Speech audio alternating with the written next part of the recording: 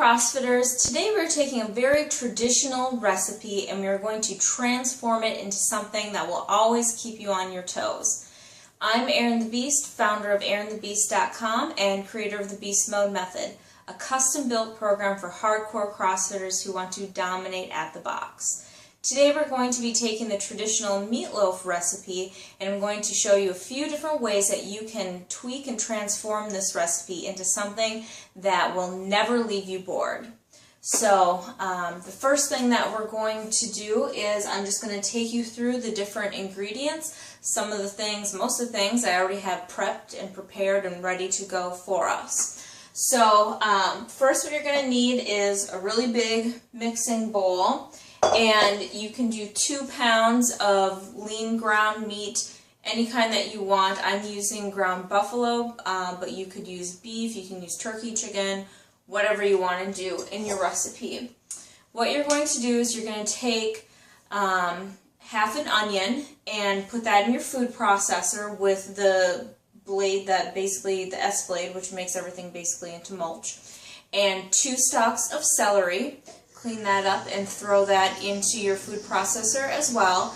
And then this is where you can get a little creative. Today I'm using half of a very large sweet potato. So the half that I'm using is the same size as this guy here. You can also use a zucchini. You can use broccoli, you can use cauliflower, beets, apple. The sky is the limit, so choose your other piece of produce that you're going to put into your meatloaf, and it's going to change the flavor, change the texture a little bit, but it's a good way to get more vegetables into your diet and into your family's diet. Like I said, today we're using the sweet potato, so I cut that up into smaller pieces and then threw that into my food processor as well, and processed that all down till it was pretty much mush. And then saute that on the stove in some coconut oil or sunflower oil or ghee or something like that for about 10 minutes. You don't want it to be brown, but you want it to be nice and soft. So then we're going to take that mixture, which I have right here. So this is my sweet potato and my onion and my celery. And it's all browned and ready to go. And we're going to put it into our big mixing bowl, like so. And then we're basically just going to take all of our other ingredients, throw them in here, mix this all up, and then put it in our bread pan to make our meatloaf and throw it in the oven. Very simple. So now what you're going to do is I have half of a bunch of parsley that I chopped up in the food processor, or you can chop it with a knife. And then I just kind of strain the water out of it with a towel, just because you don't want it sopping wet when you put it in here. And then I'm going to use half a cup of Bob's Red Mill gluten-free all-purpose flour. You can use coconut flour if you want to, and you would use the same proportion, the half of a cup. So I'm going to throw that in, and usually you would do 2 teaspoons of the coconut liquid aminos. I'm not going to put that in my meatloaf today because I just got a new sensitivity food sensitivity panel back, and coconut is on my list, so I'm going to be avoiding that for the next couple months here. So you can make it if you know you have sensitivities. Obviously avoid the things that you're sensitive to. I've made this when I did have a sensitivity to eggs for 2 years. I made this without egg. It works perfectly fine. If you want to add the egg in, it just binds it a little bit more, but it's delicious even without the egg. We're going to use 1 teaspoon of oregano. Now you could put Italian seasoning in here if you wanted to.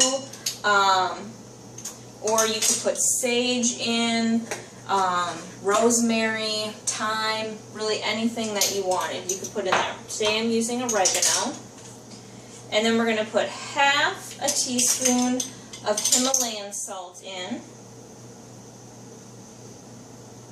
And like I've said in all of my other videos that I've used Himalayan salt in, it's great for balancing out the kidneys, making sure that you have a balance of minerals and electrolytes in your body. You don't want to use just common table salts, chemically enhanced and chemically altered, and it's very poisonous to the body. So you don't want to do that. So we have that in there, we have all that.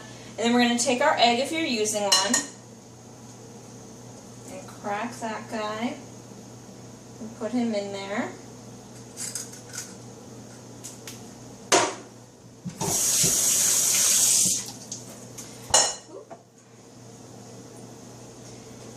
And then we're going to take our bison, our ground bison, or ground beef, or turkey, or chicken, or whatever it is that you are using.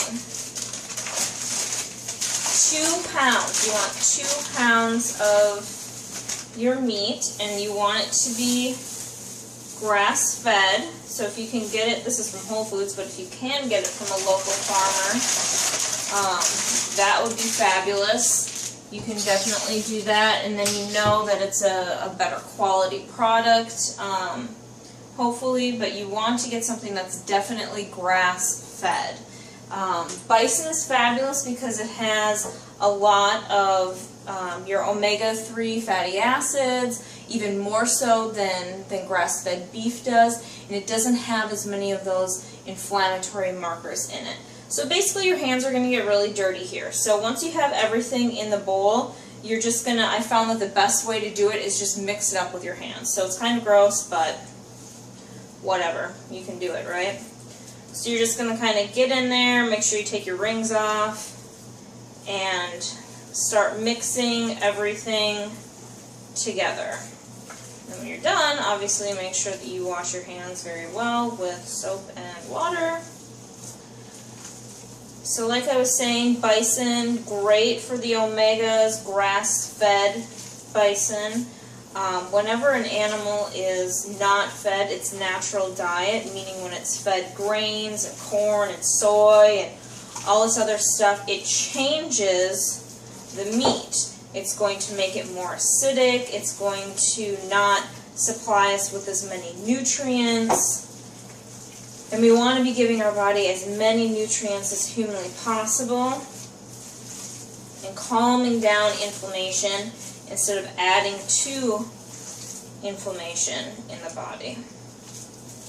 Especially as athletes, just working out as hard as we do causes inflammation. So your diet really needs to be spot on to calm down that inflammatory response. So make sure you get it all mixed in there. Wonderful. If you want to add a little bit of pepper to this, you definitely can. Blah. Okay. So that's that. So excuse me 1 second while I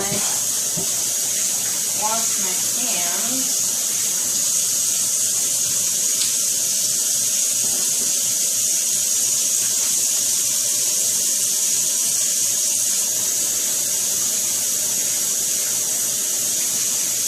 Okay, then you're going to take this whole mixture along with your bread pan, just a normal bread pan, and then I have some parchment paper that I'm going to line this pan with, because then when it bakes, it's not going to get all like encrusted in your pan, and it actually won't burn around the sides if you use parchment paper. And I use bleach-free, chlorine-free parchment paper because I don't like to eat chemicals, so I encourage you to do the same thing. So you're basically just going to take this mixture and plop it in there. If you want to add like an organic ketchup or homemade ketchup or pasta sauce or something like that on top, you can definitely do that. If you want to mix in a couple tablespoons, like 2 tablespoons of nutritional yeast, it will make the meatloaf have a little bit more of like a cheesy flavor. So you can do that.